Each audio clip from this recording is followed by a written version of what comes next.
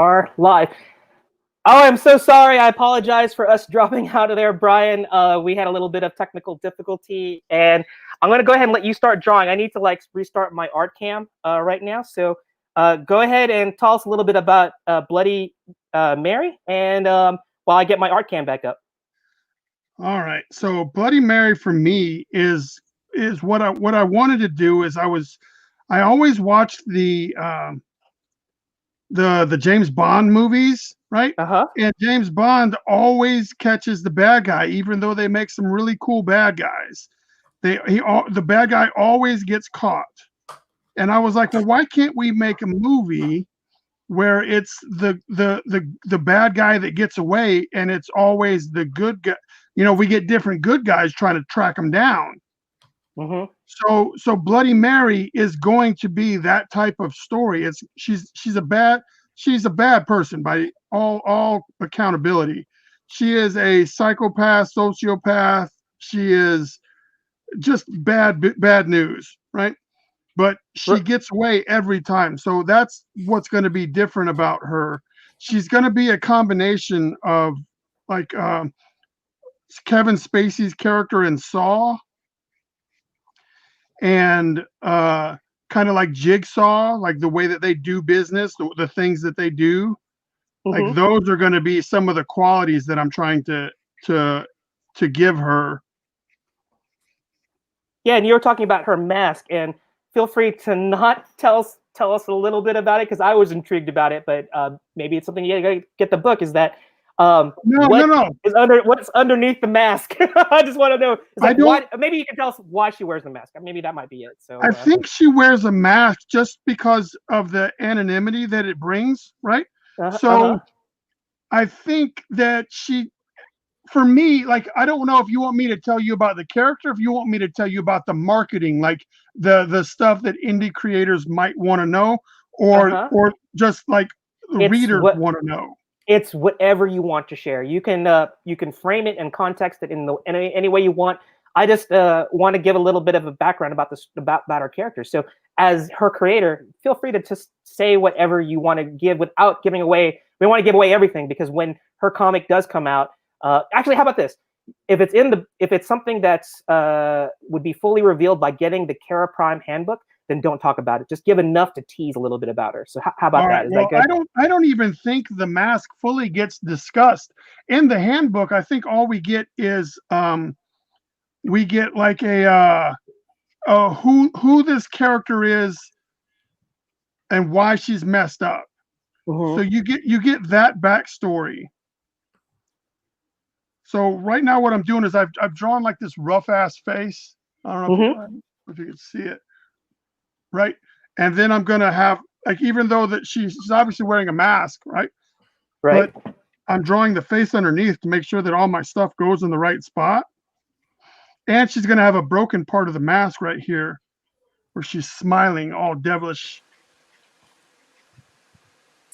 Very cool. Oops. So has anybody rejoined, or are we just like floating in space? Let's see. At 157, I think we got some in here. Let's see. I see that Rick has commented just as recently as 157. So Rick is our former, actually not a former. He's still part of our Comics Cast crew. And so I think hopefully everybody who was watching before we got interrupted here, they'll know to come back online and check us out here. So I'm gonna have to, now that I got my drawing rig back up and Joe's here too. Let's get back to live drawing. So Joe, are you good? Yeah, I'm good. Sorry, I was just sharing some stuff out, getting us back online. Okay, good. Yeah, I'm all right. So here we go. So these are supposed to be 15 minutes, right? So there's going to be a significant lack of detail for a 15-minute sketch. Just putting that out there for anybody that's like, oh my God. So these, I will be selling these later because rent is due. We can beat you. I can definitely sympathize with that. We want to make sure that we got to pay them bills. So let me start drawing too, because I just got my art cam back up, and we can. we can start. It's a little bit of a mess. That's on me. So I was looking at her design, Bryan, and I noticed that she has those two like bloody streaks that go across her. I guess it's her left eye. Is that something that? Yeah. Was that her right eye? Okay, I guess I'm looking at a flipped version here. Is that something that's her signature, or is that something you got to read the comic book to know what that means, or is that just a no? This is gonna be more behind the scenes information. But the reason, I mean, I wanted the mask because I need to retain some mystery to the character, and I needed it to be remarkable. I needed someone to remember it. I needed someone to be able to draw it at home. I needed something to make it, with air quotes, iconic. So I needed something, right? So what I did was like, well, what would this crazy bitch do? Oh, she would like take the blood and she'd just smear it over her eye, like that's her call sign. So she's created a symbol for herself, but what that does is it also creates marketing, because now, what the hell is Joe hovering his hand over? Because my camera isn't working. I'm just gonna pull my video cam out. Okay, that's fine. It's just useless. Go ahead, Bryan. Just keep on going. I want to hear the story here. But so she needed to, for marketability, I needed her to have a symbol that I could put on a T-shirt, or that I could do something with outside of comics.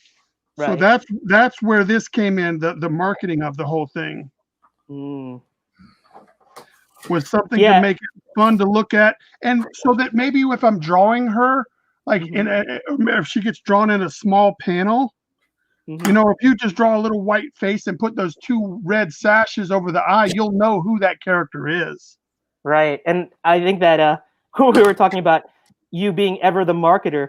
I could say like it would be just as iconic as like Jason Voorhees' his hockey mask. And this would be something that would be a something that could be easily identifiable to your audience about, oh, this is Bloody Mary. And maybe we could see, as Jason Flowers would say, it would be merchandising. You know, you could definitely bring a Bloody Mary's mask, you know. Let's not kid ourselves. Half the stuff is just getting people to look at our stuff, right? How cool would it be if you're sitting at your table at a convention and somebody has made their own Bloody Mary mask and they're cosplaying as Bloody Mary at your table? I know. Dude, that's amazing. So that's something that you can't do with Loggerhead. Nobody is dressing up like a big green turtle man. You know, you just can't do that.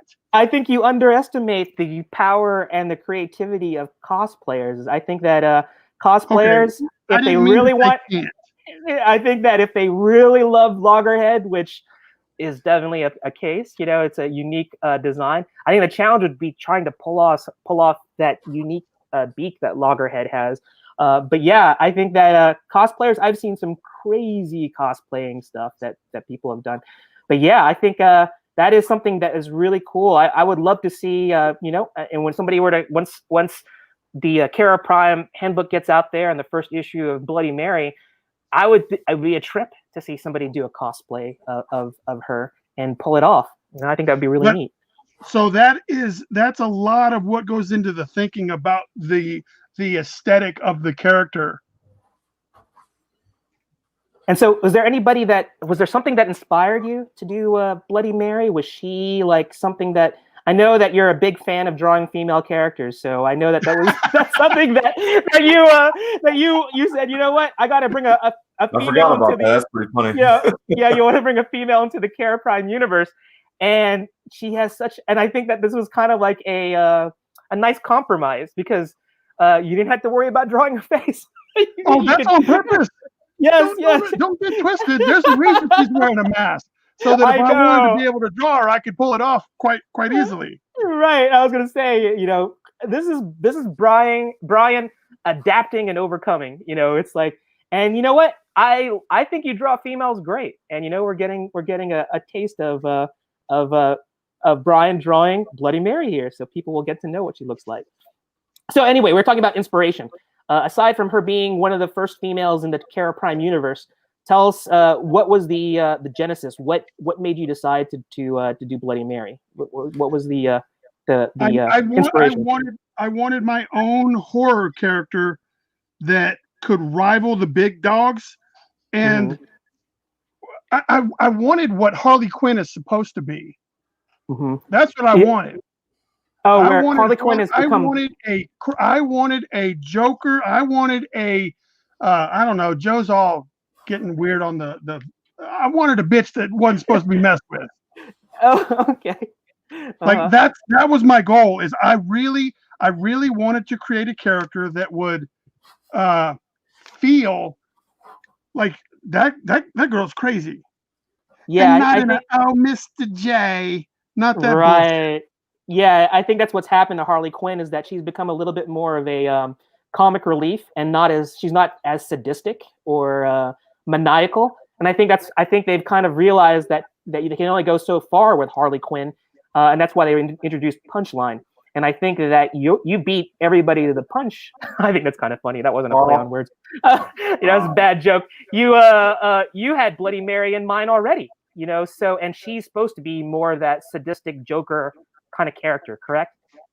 Yeah, she means business, man. Like that. She's all about.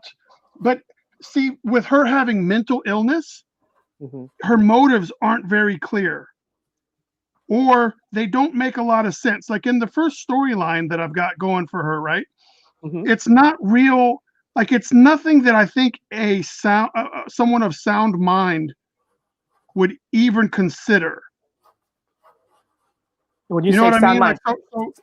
Like, so she's like insane. Is that? She's not insane. She just has her own way of thinking about things that, like somebody with mental illness would think that, oh, maybe that's a possibility. That's the way things work. Right. So with that in mind, that is how she operates. And, she may not be on her rocker. So I don't know. I don't want to give too much away, right? Right. But I do want. I mean, her backstory is all in the Kara Prime handbook, and the backstory is just like just enough to wet your whistle. Like you're like, all right, I can see what Bryan's going for with this character. Right. I can't wait to see what he actually does with the character. That's what's going to be the fun part. Yeah, and I just gonna pull up again. You got to go check out I put on the scroller again because it actually got canceled out there when we got disconnected. But I want people to go check out the link below there to contribute to the crowdfunding campaign to get the Kara Prime. So let me talk real quick about the crowdfunding, right? And Kevin Stewart is in the chat, and he is one of the artists that contribute a lot to the book, to the interior stuff. Armando contributed a cover. But the thing that I think that makes my campaign a little different is that all the covers are the same price. There's no super duper gold cover. There's no super duper rare elite diamond glittery cover. Right. There's no trade dress versus non-trade dress. It's here are the covers. Here's what they look like. And every one of them is $10 a piece. And if you buy 2, then it's $19. If you buy 3, then it's $27. Like, so, and it doesn't matter. And you don't have to commit to whose cover you want until the end of the project. So let's say right now, Joe drops a cover. Joe said, hey, Bryan, I just want to have my name attached to your project. Here's a cover I did. I'm like, oh shit, thanks, Joe. I'll put it up there. And I don't want anybody that has already committed to the project to not miss out on any additional covers. So you don't even have to commit to your cover until the end of the project. And what's to discourage from people buying all of the covers too, right? I think that's one thing that we got to look at too. There's no discouraging that at all. Right. I was just joking with that because I think all the covers, when you go check out the Kickstarter page, you'll see that Bryan has got he's attracted some phenomenal talent to put together some really great artwork where these talented artists have come up with their own interpretations of these fantastic characters that inhabit the Kara Prime universe. And but yeah, that's a fantastic story. And you know what? I'm trying to capture the essence of this character. And I noticed that I try not to glance at my guest art because I will get one intimidated, and two is that I'll just want to draw. In fact, I mean not draw, I just want to watch and stop drawing because they do. These are your babies. These are your characters that you've taken so much time to create, and I just want to see that happen. I want to see the artwork come out off the page. Are you ready for something that's super crazy? Well, please do. Bring out some more craziness. I have never fully drawn Bloody Mary. What? So yeah. who did the artwork that we showed in the okay, well I did the close up, that the one with the close up eyeball, I did that. Uh-huh. But Jim O'Reilly did the one where she's standing in the puddle of blood. Oh, okay. And Jim what I did was I had an idea, but I'm not really great at drawing females, so I kind of sketched this thing out, and I messaged Jim, and I was like, "Hey Jim, I got this cool idea," and I showed him the sketches. Like it was kind of, it's basically her, right? But I was like, "What do you think about this?" And he's like, "Well, let me take a look at it and see what I can come up with." And then he came up with the image that you showed. I see. But I mean, obviously it's your creation, but Jim O'Reilly is the one who did that interpretation. He is the very first person to draw a cohesive piece of artwork that features this character. I see. Okay. Well, I mean, you gave Jim the art direction in terms of the way that she's supposed to look. I sent him some sketches, but man, they were rough as shit. So I noticed that she kind of has like these kind of like military, like camouflage cargo pants. Yeah, and then she has these wrappings that are around her leg. Is that kind of like showing that you said she has like a mental illness, right? Is there some? I'm just trying to, I guess, look a little bit at her character design. She uses axes and knives and things like that. I mean, there's just so much that I'm trying to learn a little bit about her. She is a survivor. Okay. So it's whatever's around. So I just picture, if she got out of somewhere, she probably found some Billy Bob out in the woods hunting and ended up killing him and took his pants. And the wraps are just to give her arms character and stuff and to make her look dirty, because she's probably, in my head, she's probably just like she lives like a bum. Well, I like what you said. She's a survivalist. That adds a bit more intrigue to her character when I think of a survivalist, because she's just I kind of think of those preppers, like I don't know, you see those doomsday.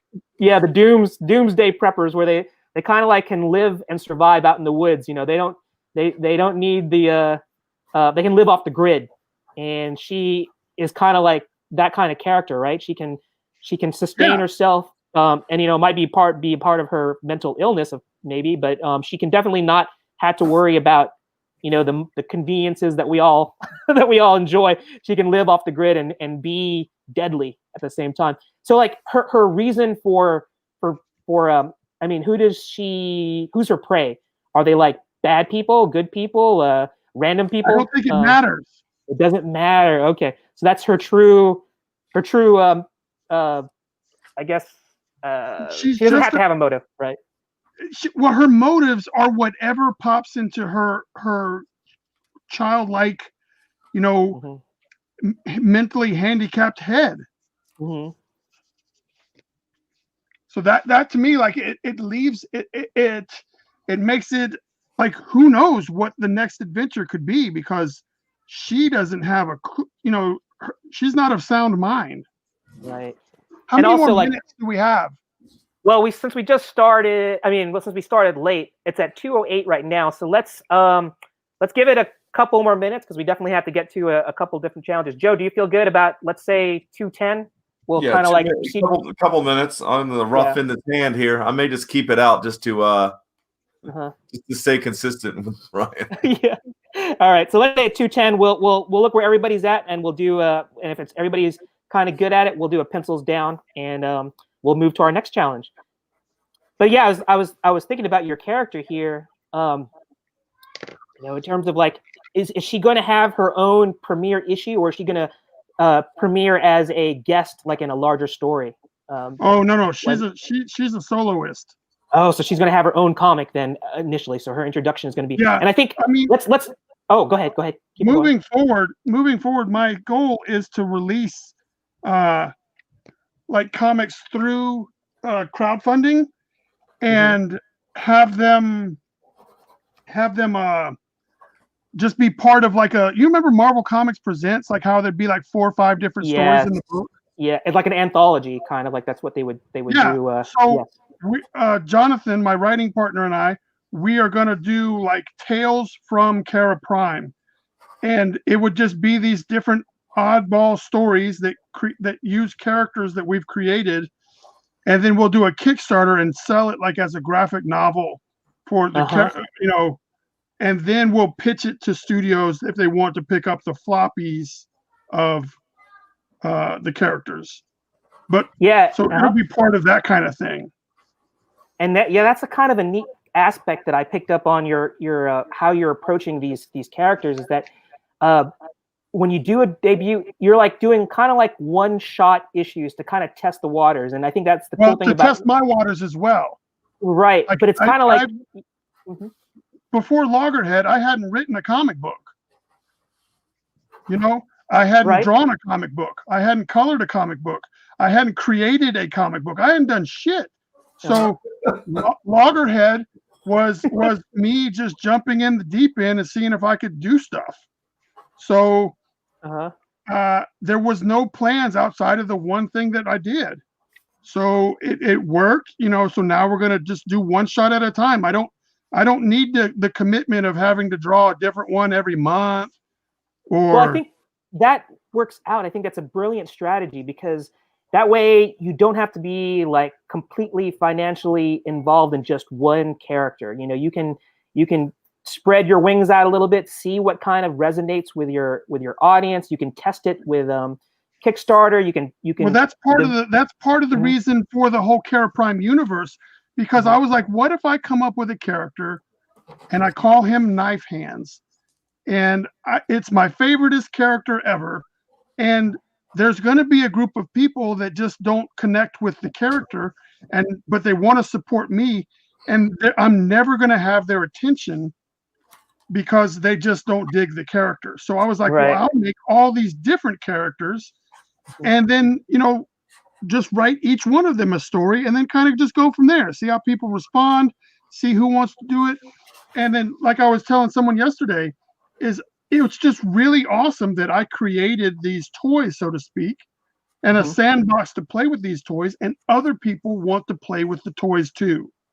Yes, that's exactly it. I guess that's testament to like creating really cool characters that people want, or other artists want to try it out. And if that is a litmus test for if other artists want to try it out, then that it's going to, like I said, resonate with potential fans. They're going to want to see more about it. And right now we are at 2:12, so that was more than like our 2 minutes. And I wish that I could spend a little bit more time with it, but I think we're going to have to probably go pencils down so we can kind of like move on to the next challenge, because I want to like talk a little bit more about stuff. So let me, Bryan, are you ready for me to isolate your screen? Because I'd love to show a big picture of what you did. All right, so here we go, and solo layout. Nice. Look at this.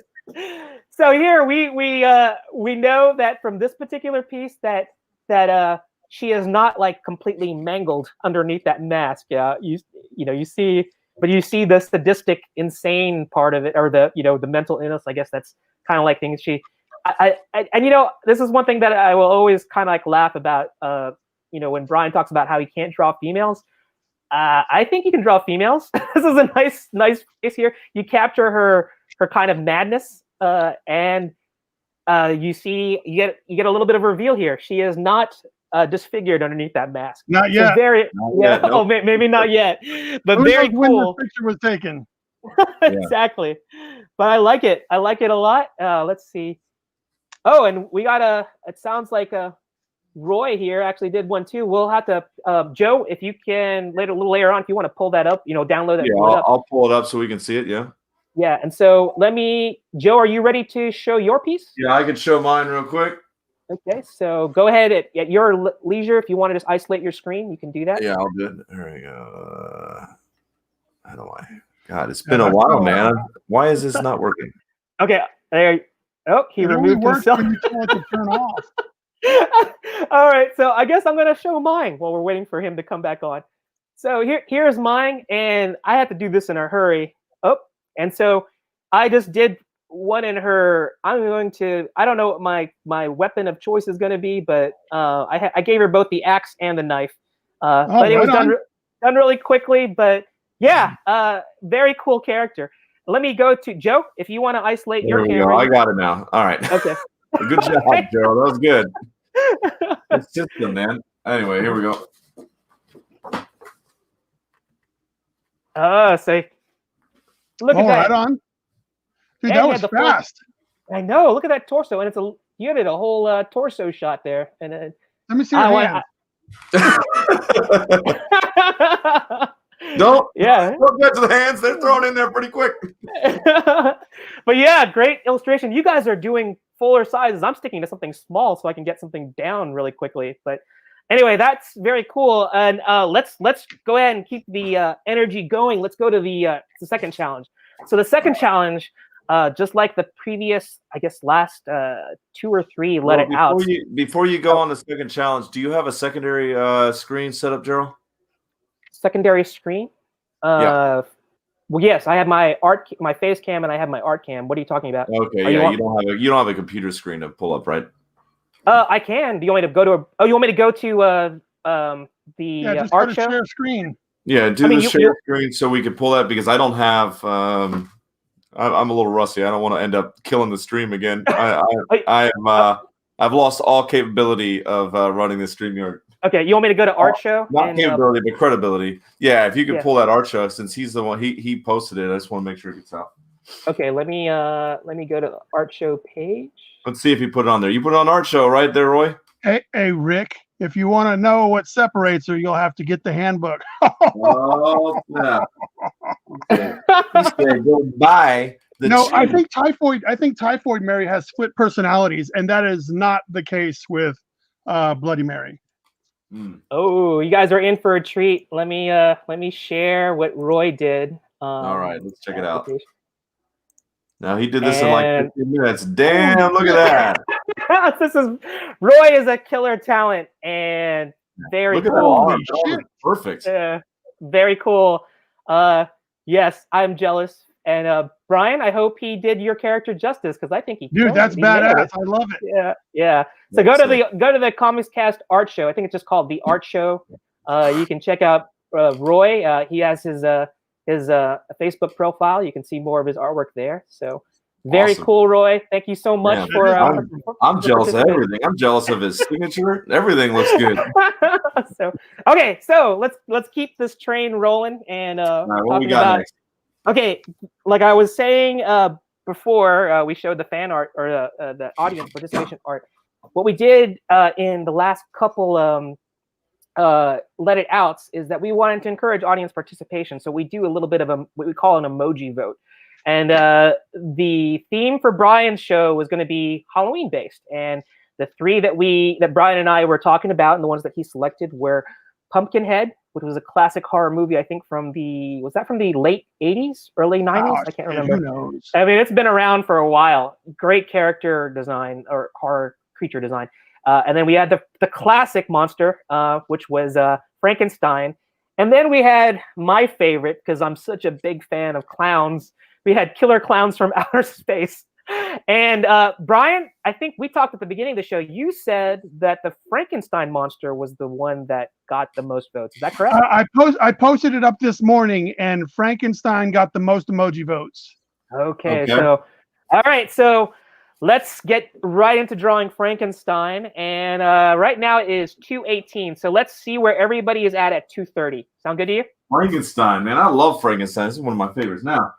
Yeah, like I said, he's a classic monster. When everybody thinks of we think of the werewolf, we think of Dracula, we think of like the creature from the Black Lagoon and Frankenstein, Mary Shelley's classic monster. And there's been so many interpretations of Frankenstein. So We're not drawing clowns. Don't worry, Rick. yeah, no clowns. So Rick, don't have to worry about that because I hate clowns too. They've always freaked me out, and I'm so happy I that want to didn't make sure get 'em. Bryan doesn't feel like the oldest man in the room, so I brought my glasses as well. It Okay. helps with the, Yeah, dude, these are my Big Lot special glasses. Oh, I saw it. Okay. They don't fit around your ear. I was watching your video the other day. I was like, Yeah, Mhm. I gotta actually go to an eye doctor, I think. yeah, an eye So, doctor. Optometrist. So Bryan, we were talking last night. What was the reason why you picked Frankenstein? Do you have an affinity for Frankenstein? Is Frankenstein somebody that No, is I don't even like drawing Frankenstein. I just picked it because okay. there's a lot of give and take with Frankenstein. Now, you can do a very classic version of Frankenstein. You can do an alternate take on Frankenstein. Like there's no like if you say draw Gizmo, Gizmo looks one way. Like people will know if you drew Gizmo incorrectly. Right. With And you're talking about Frankenstein, you kind of have free reign. right. And for those of us who weren't born in the 80s, Gizmo is from Gremlins, right? That was the Yes. the little mogwai Well, that I think you better draw him as Rambo. There's no other option. yes, exactly. He had that really cool Rambo headband. When he got, Or if you do Jason Flowers, you can draw him in a Barbie Corvette. I think Jason Flowers has a print where he's driving the Barbie Corvette. Oh, I have to go check that out. But it's interesting that you don't even like drawing Frankenstein, but you decided, hey, we're gonna do it.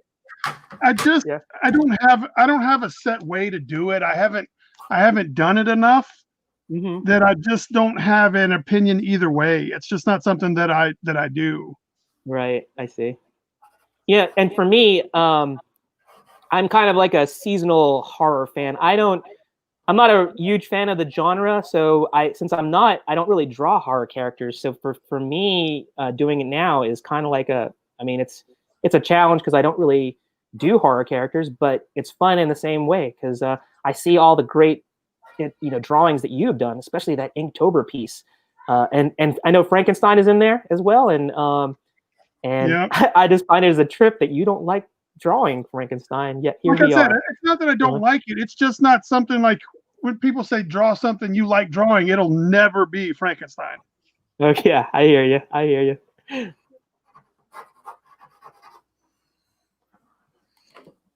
So that will never be the answer. So I know we're drawing Frankenstein, but who is your favorite horror character? If there is an enemy, it's Freddy Krueger. Freddy Krueger. So why didn't you pick Freddy Krueger? We could have done Freddy Krueger. Okay, yes. And I guess you're trying to get me to look like a dinglewadd. No. It's because Freddy Krueger is hard to draw. Hey, he is.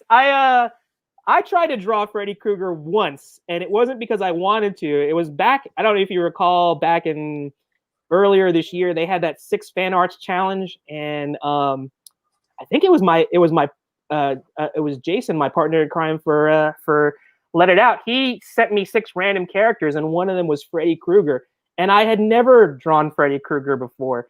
And it's funny is because sometimes it takes for you, Bryan, it's probably like in the form of a commission request. Like maybe you'll get a odd commission request for a character that you would never want to draw or never think that you want to draw, and that's kind of what you have to deal with, right? I mean, you feel uncomfortable drawing it, but that's just the nature of it, right? You kind of have to just learn to do it. So yeah, commissions expose me to a lot of things that I've never drawn before because it was just not something that I would draw personally. Hey Rick, you tell Bryan Cheryl needs to keep. I need to what?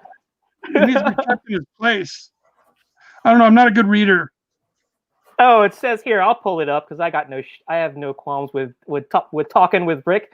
You tell him, Bryan, Gerald needs to be kept in his place. So apparently, I must have stepped out of bounds with you, Bryan. I don't know what that really means, but go on, Bryan. Tell us a little bit about. Keep on going about. You were talking about Frankenstein, about how you have to do commission artwork and be challenged. Yeah. And then so even like I was realizing with this Inktober, I'm doing Masters of the Universe, the big piece. Right. I realized that I haven't drawn. There's only 3 Masters of the Universe characters I've ever drawn. So almost everybody in this piece is a new thing for me. Wow. That's talk about like stepping out of your comfort zone. You just having to like come up with new things. So were you a fan of Masters of the Universe like as a kid? Yes. Okay. Yes. But you never all of them. Oh, but you never drew any of them. So no. Very, very cool. Yeah. So yeah, and I think that's kind of the challenging thing, especially when now that you do a lot of commissions. So do you get commissions where people request things that you just feel like, oh my gosh, I don't know if I can do that because I've never done it before. Almost every one of them.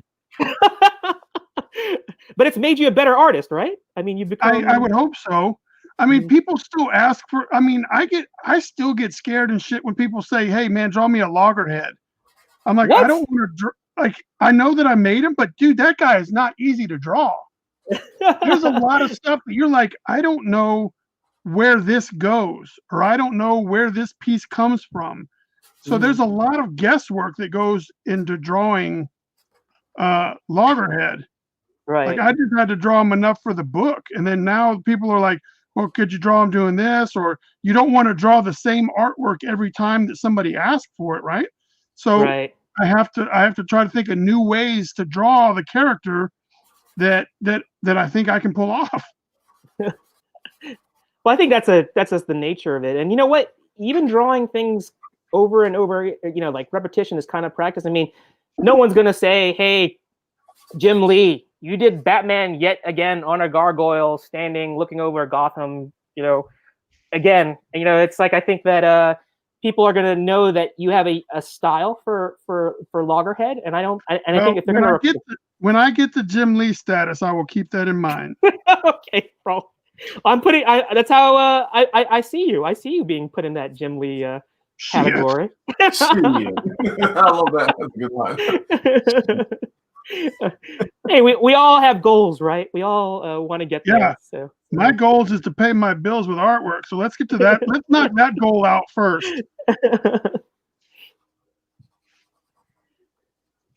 So Freddy Krueger, #1 favorite horror character and icon. That's mostly because of his witty comments, right? Yeah. And it was, the dream aspect of it. That was really fun for me. I mean, it doesn't really hold up. I can't watch them now and be as entertained as I was when they first came out. Yeah, and this is something that I also, we're talking about Freddy Krueger. His character evolved because I remember back when he first came out, the very first Nightmare on Elm Street. I watched it, and yeah, it was definitely scary, and all the other ones were scary too. But he wasn't that witty. There wasn't as much. The comedy was still biting, and I think as the later, it's much like Deadpool, man. Like right, that is what you see now is not the Deadpool that was created in the 90s. Exactly, and that's what I kind of wanted to get your take on it too. Is that he has changed a lot since what I remember him in, because I remember watching, and this again shows my age. I watched the Nightmare on Elm Street. I rented it when they used to be Blockbusters, and I watched it on Betamax. And I remember watching it on Betamax and it being one of the most scary movies I'd ever watched before. But I remember watching part 2 and part 3, and they added, definitely Robert Englund added a more comedic vibe to him as well.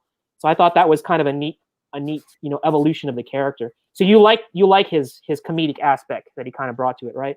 Yeah, I liked the witty. I liked the smart ass comments. Like, to me, I've always been a smart aleck. I've always been a joke teller. I've always been, the guy that people are like, oh, let's go hang out over there because he's got, he's funny. He's gonna. Granted, a lot of the humor at that time, I was just making fun of people, which I'm not very proud of. But that makes me very proud. Like, you have some pride in it, though. Well, I mean, I was good at it, man. That's what kept me quote unquote feeling like a popular person. That's what kept people coming to me, was the fact that, oh man, if we hang out with him long enough, and back in my day it was called joning. So he'll start joning on somebody, and dude, it is just going to get crazy. And so that same witty aspect is kind of what Freddy Krueger brought to the table. Oh, I see what you're saying. Yeah, I definitely think that he's he's definitely in the pantheon of just really cool like horror characters. And so beside talking about Freddy Krueger, who would be like a close number 2? Would it be Jason or Michael Myers? I really got Jason movies, man. For me, if I had to pick one right now, it would be the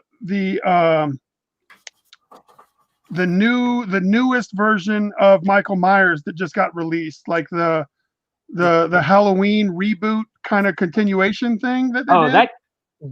They went totally like got on the vibe in terms like he just was relentless, very cold, calculated. Yeah, they captured that whole thing. So that Michael Myers and the Michael Myers from the first Rob Zombie movie, I really liked those. But I didn't really watch anybody else except Freddy when they were all coming out. I see. Yeah, like I said, I'm a seasonal horror fan. I have to be like in a certain mood, and when I do, it's like I get just enough to like go, okay, I've had my fill. I want to be able to go to sleep at night. I want to not have to like check under my bed to make sure there's no monsters, things like that. It's not a genre that I'm completely like can relate to or like want to watch if you ask me what movies we would do. But right now we are at 2:30. As much as I would like to keep on drawing this, I don't know. How do you guys feel? Do you want to keep on? I need this about 5 minutes. 3 minutes. Okay. We will at 2:35. We will do pencils down. I just had a damn pen that wasn't out of ink.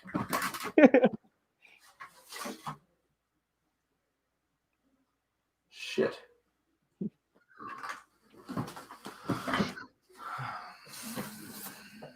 So maybe I'll field questions. Has anybody got questions? I can field let me look at the comments here. We got, oh man, look at that. Saeed says, I like the first Halloween. Rick says, Freddy versus Jason is hilariously entertaining. I did. I liked the Freddy versus Jason movie.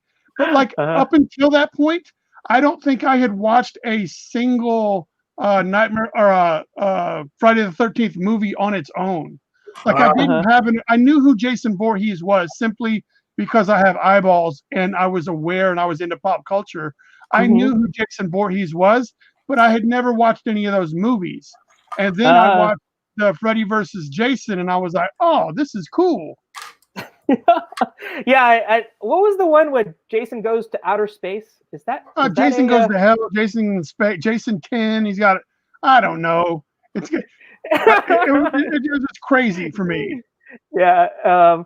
So here we got Kevin saying the Betamax Flex. Nice. Okay, so he was referring to my my old school nature in terms of I still have my parents still have a great Betamax collection. I don't know if our Betamax player still works, but yeah, Betamax is totally old school. Definitely. So if anybody's watching and they want one of these. Oh yes. Check it out. Yeah, these are on sketch covers. That's what I talked to Bryan about, is that these particular pieces, he's doing them on sketch covers. So I'm going to flash his social media handles. If you're interested in any of these art pieces, just send him an email, send him a chat message, send him a carrier pigeon. I don't know what you want to do, but you can at least get in contact with him. He's more than willing to sell you these original pieces that we're drawing here on Let It Out. Yeah, man. Like I said, rent is due. Rent is due. And here we got Kevin, who's enlightening me. Dude, once Jason hits space, we need a Jason versus Aliens crossover. Now that's something that I never would have thought of. Yeah, that would be kind of fun. How cool would it have been? When they did like one of those last Predator movies, they had a Predator and there was an alien skull in the background. Like, what if there was a Jason mask hanging on the background? Like he's like, yeah, I kicked that dude's ass too. I never would have thought about that. That sounds hilarious. I would love to see. I think Kevin's bringing this up because Kevin yesterday or the day before drew a picture of Jason Voorhees busting in with a machete on the Predator. Oh, Man, you got to send us that artwork. I'd love to see it. I think that would be Oh a shit! The trip. grandkids are here. Oh no. Okay, so at least we're through challenge 2. It's 2:33. Joe, how do you feel? Do you want to kind of like do our reveals? Well, it's not ready, but it's because I couldn't find a damn pen that was ready to go. So it is what it is. Okay, so what we'll do is that look for Joe's. We'll get Joe's final piece a little later on. You can check it out. He'll post it to the art show. I'll show it. Whatever. Oh, okay. Okay. All right. So Joe, let me show Bryan's first. So here we go. Look at this. This is the reason why I would rather. I mean, sometimes I would just want to put my pencil down because why do it? Because you got stuff like this. This looks phenomenal, yeah, Bryan. That's a nice toupee. You know what? I got a little bit of a Hulk Frankenstein fusion. Didn't it kind of reminds me of was it Stephen Platt? I think that kind of did that kind of Hulk version. But it looks like it has if Hulk and Frankenstein were fused together. That's what it reminds me of. But very cool. Joe, you want to show yours? Are you ready to go? Yeah, it's garbage. All right, let me see, this is something I like about Joe's work. He does a lot of shadows, lots of like. Joe is taking notes from the Armando school of black and white. I know Armando is famous for that style as well. Oh, we got a little bit of hiccup, technical difficulty. I was gonna go heavy. I think I don't know. Bryan, did you hear what he said? I got a little bit of. Joe is chopping. I went out for a second. I don't know what happened. But yeah, I don't know. It was it just definitely needs some fine tuning. It's one of those things that's like you heavy black and whites, but you got to make sure you get all the edges in and stuff. So it is what it is. It was a good start. Very cool, very cool. And I'm quickly going to show mine. So I did I like to do worm's eye view type things. I think I made his upper part of his head too massive. He looks more like a cone head Frankenstein. But he looks sad. Yeah, I think, you know what? Did you guys ever watch that show Penny Dreadful? Penny Dreadful on no. I think it was on Showtime. I highly recommend it. Now this Frankenstein, he's on there. Basically, it's a mishmash of Victorian. It's a Victorian setting horror story, and it has all the classic monsters. And there is a Frankenstein in there. He doesn't look like this. I don't think you heard me. Well, I basically giving you a little bit of idea what it means. Are you talking to me or yes? Okay. Well, I just want to tell you the Frankenstein in there. It shows the tragic side of him, and how he's sad, and that he's definitely a very lonely individual because he comes to terms and it's the whole thing about the creator and the relationship being about being created and the creator and coming back to life and realizing that you're one of a kind and that eternal loneliness. So anyway, check out Penny Dreadful if you can. Love your artwork, Bryan. Super cool. So here we are at 2:37. We're going to round out with our third challenge, and let me exit solo screen. And our third challenge, I want to go back. Actually, did anybody else do any more? We got a Frankenstein art show. Yeah, it looks. Joe, did anybody else draw along with us? Do you know? I don't know. I didn't see anything in the comments. Okay, yeah, I don't think anybody did. Wasting my time fighting this paper. Okay, well, as we go into our third challenge, this is going to be a treat because we had just talked a little bit about Bryan's first projects, and that I'm going to blaze through this. Yeah, and this is going to be something that Bryan should know like the back of his hand because we are going to be doing Loggerhead, and I just wanted to show you these are the two. I'm going to go through a bunch of those last pieces from the art that Bryan shared with us to refresh people's memories who are fans of Loggerhead or maybe haven't seen Loggerhead. You're going to get a flavor for it. So here, this is going to just show you an example of two things that Bryan loves. He loves Loggerhead and he loves wrestling. And wrestling. Yeah. And I get this whole wrestling vibe that you did here. Tell us a little bit about this art piece. All right. So in December, Loggerhead is going to team up with Star Bastard and Scout Comics. And this is going to be the B cover for the two meeting, and it's supposed to look like an old beat up WrestleMania VHS tape. Yeah, we were talking about Betamax, so this is VHS. So I went back even further with Betamax because Betamax got replaced by VHS. But I love this whole. Bryan is quite the graphic designer. I mean, look at this. You weathered it. It looks like something you'd find in a vintage store here. And then you were talking about Star Bastard. Star Bastard is created by Andrew Clemson, and he is a Scout Comics creator. Come here. Okay. And this is Star Bastard, and here's Loggerhead. And I've never seen Loggerhead with pants on and a bow tie. That's part of the appeal of the cover. Yeah, so very cool. I like that. And then this would be Blasts from the Past, which are basically characters from the artwork that I'd seen for the last when I first met Bryan. And here we have the cover of Loggerhead, Bloody Bayou. Yeah, I didn't even get any of that cover. You didn't even get a copy of this cover? Interesting. No. Okay, and we also have. Hi. Oh, and this is Bryan's grandson. Yes. So if you follow Bryan, if you follow Bryan on his Facebook page, you get to see pictures of his grandkids, and such a cutie. He was who we modeled Loggerhead, the brutishness, because his grandson is just Can you do the wrestling muscles? Show me muscles. Okay, there you go. Whoa! Don't fall back. All right, so we get to see this is Loggerhead, quite the intimidating character. If you haven't picked up issue 1, definitely check it out. And he exists. He has a profile in the Kara Prime handbook as well, so you can learn a little bit more about his backstory that hasn't already been revealed in the comic book. So now that we've refreshed the memories of our audience, please, if you're in the audience and you want to draw along, please do. So that being said, let me stop the screen. And Gerald, go to our art show, because there was somebody did contribute, but I just want to stay here? Okay, my new computer. All right, let me see. Oh yes, Roy has done another. Roy's knocked it out of the park. Yes. Oh, I Roy. can't. Oh, hold on. Okay, I can't see it. Before we get to the drawing, let me share with you what Roy did. And Roy has interjected a little bit of humor as well as just his classic style. Let me go show this, and you guys are gonna love this.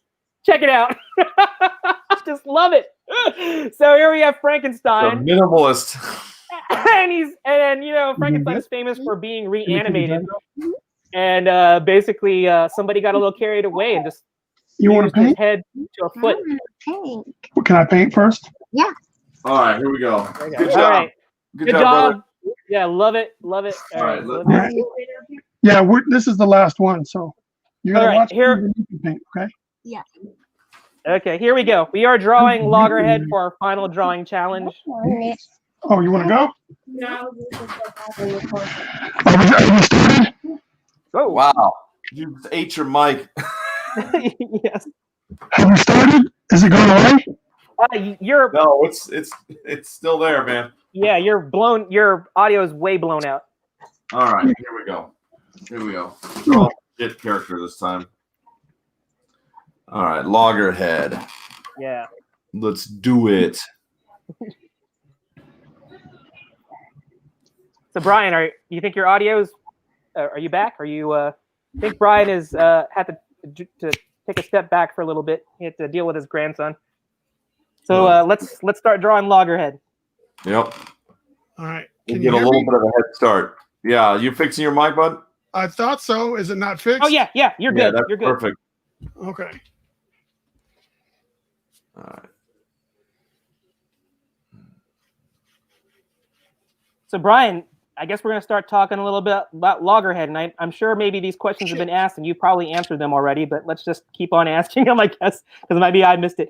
What was the reason behind picking a Loggerhead turtle for your design of Loggerhead? I know Loggerhead turtles have a unique look. Is there more to it? Did you have a bad experience with a Loggerhead? No, I needed a big character, and I needed something that hadn't been overdone. And I thought a snapping turtle was a good. I needed a Hulk character, somebody big and powerful. And I wanted him to not look like the Hulk. So I was like, well, let's make him an animal. And I thought that an alligator snapping turtle looked really, really awesome. Yeah, they are vicious looking. And even if you hadn't read the story, I mean, you just are looking at it and going, my gosh, just brutal. And you know, that's getting back to like my little bit of history with Bryan. When he was launching Loggerhead earlier this year, he did a fan art contest for it. And for me, even before I knew there was a contest, I just was so intrigued with the character because, like I mentioned before, we were both guests on the prototype versions of the art of I think it was called Comic Arts back then. Remember that, Joe? Yep. Before it became Comic Arts with a Z. With Arts with a Z, and basically that was the prototype for the artist roundtable, and later on let it out. But I was a guest with Bryan before I joined Comics Cast, and I got to see Loggerhead for the first time, and I was like, what is the story behind this character? I mean, just massive. And when I ended up doing a fan art, and I just loved it. And I think I probably exaggerated his proportions more than Bryan's handbook. You made him like the size of the Juggernaut. Like you made him massive. Yeah, well, that's the way I see him. I see him as this being this just over the top huge character. But yeah, that just goes to show that I really just totally identified in terms of like wanting to do a fan art for him because he was just a super cool character. But yeah, tell us a little bit about your I guess the learning because to me, successful you not there are independent creators that are out there, Joe and I included, that love. We haven't come up with our own characters per se, but we haven't done a book yet. You came up with your characters. You have a handbook and Kara Prime of a whole universe of characters, and you got Loggerhead out there. It wasn't crowdfunded, right? I mean, it was correct. It was self-published, and you got it. Scout published it. Okay, Scout published it, and then you had a contest for it, but it didn't go the crowdfunding route, and it got done, and it was in stores too, right? It wasn't just. Yeah, it's a floppy, right? So people got it. So tell us a little bit about your journey with Loggerhead, like what it was. I'm guessing the way that you're talking makes it sound like you do not own a copy of Loggerhead. Oh, well, we got back to that, right? Because that fan art that I did, I do own a copy, and I am so proud of it. It's on my shelf, here right now. I wanted a slabbed copy, which I can't open it up to look at it. Because it's so pretty. It's been graded, and that's what I wanted. I wanted a piece of Bryan SilverbaX history. So when I think I got second place, and I got to choose, and I wanted that piece because I wanted something that was to commemorate Bryan's achievement. So that being said, tell us a little bit about your journey. I mean, not really the Loggerhead story, and more about your journey creating it, like what your trials, your tribulations, the joy that you felt from it. Please just tell us a little bit about it. All right. So when I started doing covers for Scout, I let Scout know that I was I had this universe that I created called Year Zero, which is later going to be known as Kara Prime. And I was like, hey, I've got all these characters that I made. I made this handbook. And they were like, all right, cool. And I told him, and one day I told him, I said, hey, I'm writing my own graphic novel featuring these characters. I hope to one day be in a position to pitch them to you to see if Scout would publish them for me. And they were like, oh, cool, man. So then when I started actually saying, I started showing that I was actually making progress and not just talking about it. Mm-hmm. One of the guys at Scout, James at Scout, had reached out and said, hey, man, why don't you use this character Loggerhead from your handbook? Because he seems to be the one that looks the most interesting and caters to your current skill set. So I would recommend that you use him and create a story around him. And he's like, how cool would it be if it was a horror comic book, or if you wrote it like a horror movie? Mm-hmm. So that is, and then that's all. I put down my pen and paper from what I was doing before, and I started focusing on how I could write a Loggerhead, how I could write a horror movie using the Loggerhead character that was recommended to me. Mm. And then so I got to writing. And then at this point, Scout still had not said, hey, we're going to publish it. It was just like that was a recommendation. So based on that recommendation, I went to work and I got the whole thing done. I paid for everything. I had it all taken care of. And my goal was to do a Kickstarter to launch it. And so I started building the Kickstarter. Anyone who's done a Kickstarter knows you have to like build it and start putting pieces in together and double checking and making sure you have this and making sure you have that. Right. So I was doing all of that. And I was 2 weeks away from launching when Scout reached out to me and said, you know what? Hey, we're just going to go ahead and publish this if you want to.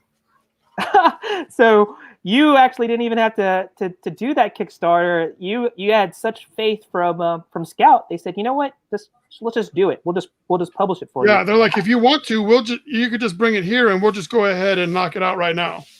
What an awesome feeling. You must have been on cloud 9 thinking, well, you know what? I don't have to do that. The thing was, I couldn't tell anybody about it. I was told to not say anything, but I had been doing a lot of work to get people aware of the Kickstarter that was going to happen, unlike how I did Kara Prime. But so and then one day I just had to post, hey, the Kickstarter has been canceled. And dude, some of the guys were like, what do you mean it's been canceled? Yeah, they took it like, oh, it's not going to happen, but it was. You couldn't say, oh my gosh, it's going to be much better than that. It's going to be published. I just said things have changed. I said Loggerhead's not going anywhere. The Kickstarter is just not going to happen. So don't be afraid. Right. And then, long story. To advancing the story is that you got the book down. It's ready to go, and then what happens? COVID happens, and it sort of like threw this big monkey wrench into it because here I was. I know you being the great businessman hustler that you are. You already had like ideas of how you wanted to coordinate its promotion, its release. Coordinating it with social media appearances and all this stuff, and then everything got delayed because since it was being published. Getting it into stores was kind of like unknown, right? You didn't know if and when it was going to happen, right? I had a whole book tour set up. Like I was going to drive for 3 weeks and go around to the neighboring areas that I could go to that had invited me to their shops and do like in-store signings. Right. I had all of that stuff set up, and then COVID and Diamond shut everything down, and nobody could get my book. So frustrating. Because I remember watching your videos and you're like going, I think Diamond is going to get these out to shops now. I'm getting word that they may have shipped already. It was just a bunch of ambiguity, right? You just didn't know where things were going to go, right? That is correct. So I just played it by ear. So needless to say, I spent a lot of money. I got together a professional press kit. Mm-hmm. I paid for, all kinds of stuff. I did a lot of groundwork to make sure people were going to be able to pre-order this when it was going to be originally in Diamond. And all of that work went out the window. It's so frustrating. It's like, I guess that goes to show sometimes the best laid plans, it's just like you can't plan for a global pandemic. but you also can't let that stop you from creating. Otherwise, we wouldn't be here today talking about the Kara Prime handbook that I'm trying to get together. Right. And that's where I wanted to lead with this, is that it didn't discourage you. You got the book out. It got your fans were not disappointed. They got to see who Loggerhead is, and it led to bigger projects, which is now going to be the Kara Prime handbook. And I will always think of this being your first boy. This is our first child into that universe. And so, in terms of aside from all the things that in terms of the COVID happening, I mean, this was a learning experience for you too. I mean, you got it out to the world. You got to see fan reactions. I mean, so in terms of that, what kind of learning experience what would you do differently? Are there things that you are completely 100% satisfied with, or things that you kind of do differently? I mean, do you have any thoughts on that? I don't think that there's ever a something that you wouldn't do differently. You know what I mean? Like there's always going to be something I would do differently. Right. But like I've definitely on the project as a whole, I would have taken my time more in the drawing, in the inking, in the coloring. I wouldn't have gotten so excited. I was really, really rock hard when I got the idea that, hey, I'm about to make my own book. Mm-hmm. So I was like, and I think I started rushing myself just because I was so excited that there was going to be a finish line. There was going to be a product. So I guess you got the excitement kind of like get ahead of you, right, in terms of getting the product out there. Yeah. So now just slow down and create a better product, and I'll be happier with it at the end of the day. Right. And I think that's I guess that's the balance that independent creators have to find, is that, you know, they want to get their stuff out there, but they also want to make sure it's the very best of what they have, right? I mean, you just felt like you could have spent a little bit more time, right, to get it to where you were happy. You have to stay relevant, right? So you have to be posting all the time. But when you're posting all the time, you can't be posting exactly what you're working on, because then they already have all the answers to the questions. So yeah. It's and then you're just like, man, you guys are not going to believe how cool this is going to be when it drops. I'm doing this, that, and the other thing, and then you just feel the pressure that you put on yourself. Mm-hmm. All right. Yeah, so I think that's a good lesson to other independent creators out there, is that got to find that balance. You know, find that perfect area where you can actually feel that the piece represents what you think it can be, and staying relevant. And I think that's the thing that, you know, I'm going to say it again, Bryan, is that when you talk about staying relevant, it's like being out on the internet, you know, doing streams, letting people know whatever your latest commission piece is, because that's what is going to allow people to, even while they're waiting for your next drop, for your next big project, that's how you stay in communication with your fans. That's how you get new fans, right? Is always being visible. Always being visible, and always willing to help and guide anyone that asks or reaches out. Yeah, and that's what I was talking about. All the shows that you've been on, all the shows that you do yourself, is that, and I've learned this from a lot of my guests too, is that the independent community is so positive.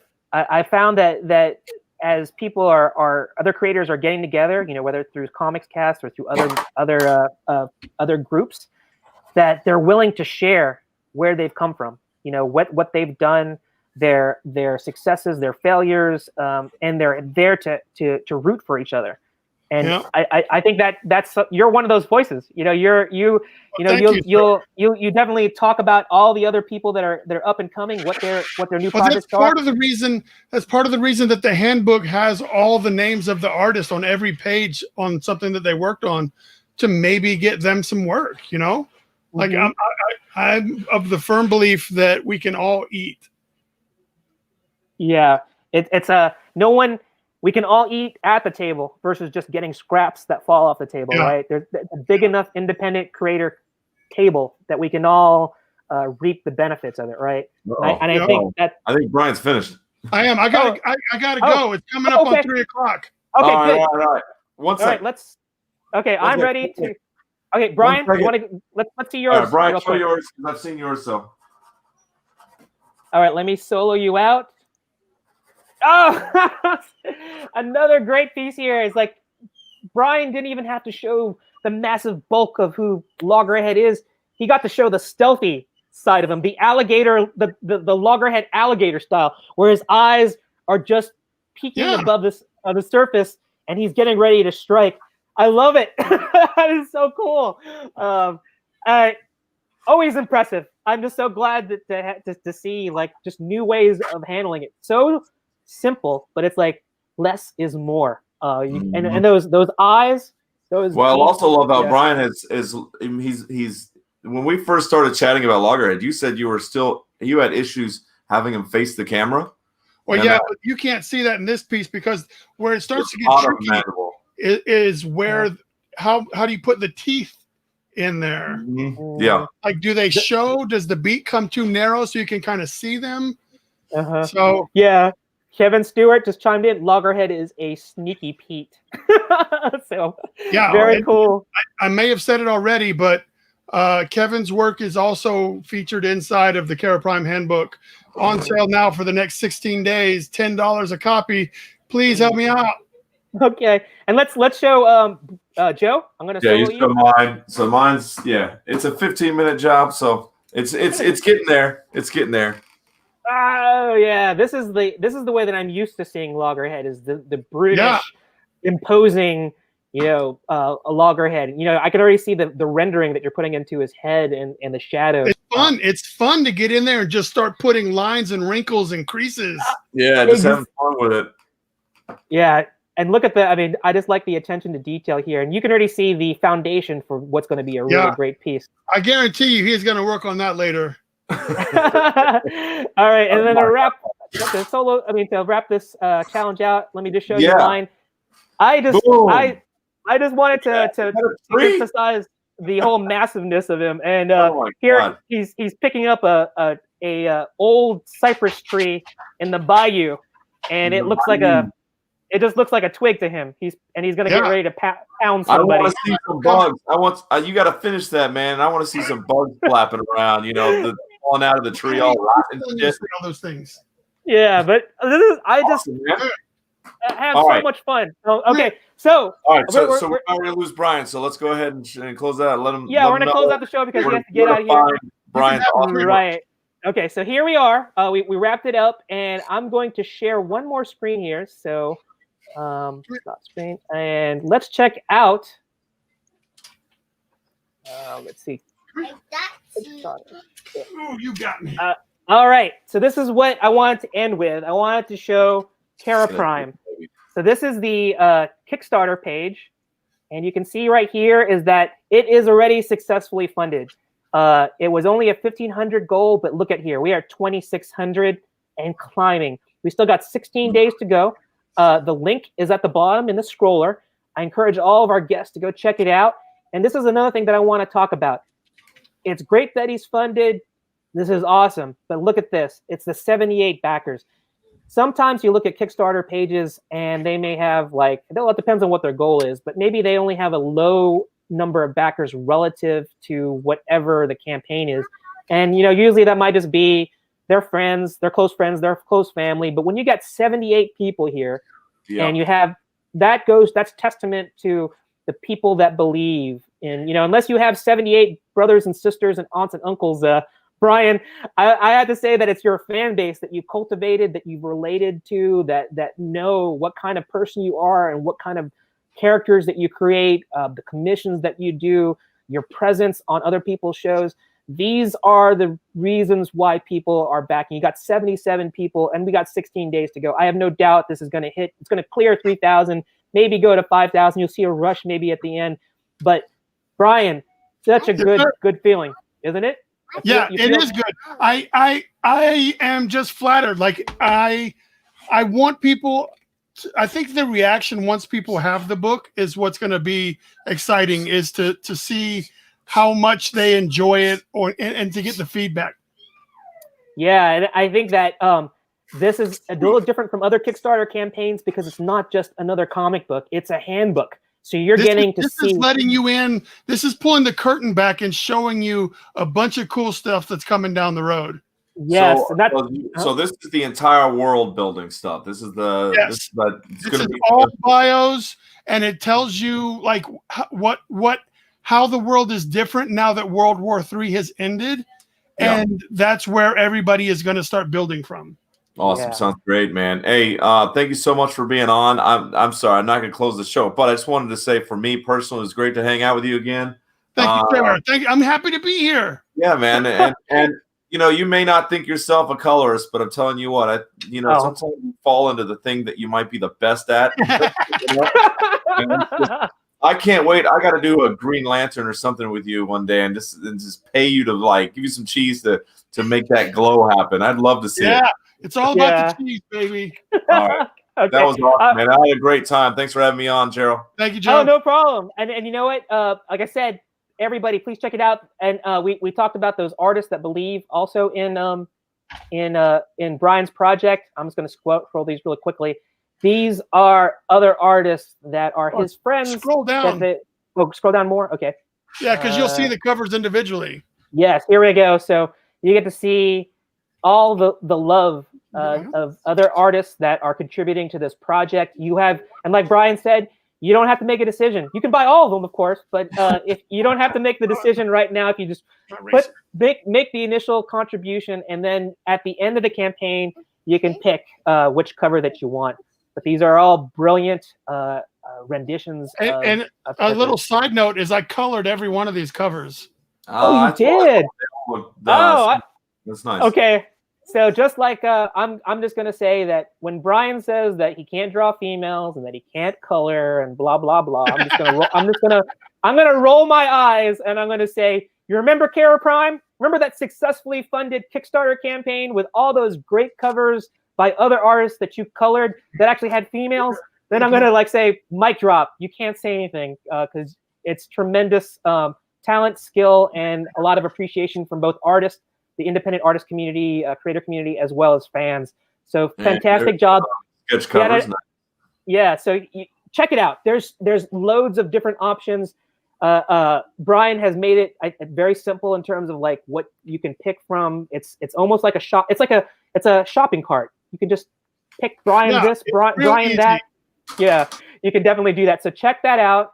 That being said, let me throw the mic up to you because I know you got to get out soon. Bryan, let me stop screen here. Well, so Bryan, he said I gotta leave. Okay, so Bryan, I'll let you give your final thought, and then we'll close out the show. All right. Thank you, Joe, for having me. Thank you, Joe, for having me. It's great to be here. It's great to be the first one coming back. Blah blah blah. All the good shit. Let's draw some pictures. Please follow me on Instagram, at Bryan SilverbaX. Spell it. You find a little monkey going like this. It's me.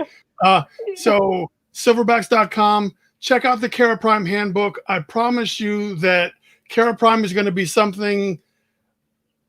It's an ambitious goal, is to set up a world and not just a character. And so Jonathan and I are working really hard to come up with some really cool stories that we're going to bring to you guys. How many times can you? How many other people are bringing you like a luchador serial killer or a zombie story in space that's a comedy? Like, how many people are bringing you a cybernetic polar bear that's going to kick a turtle's ass? Who knows? There's going to be all kinds of crazy shit that we're working on. So please, I thank you for anybody that wants to follow and support what I'm doing. Awesome. Well said. If that's not a reason to go do it, and stay creative. Yes. Oh, yes. All right. So have a good Sunday, Bryan. Thank you, Joe. See us next weekend on Comics Cast. Let it out. All right. See you guys later. Bye bye. Peace.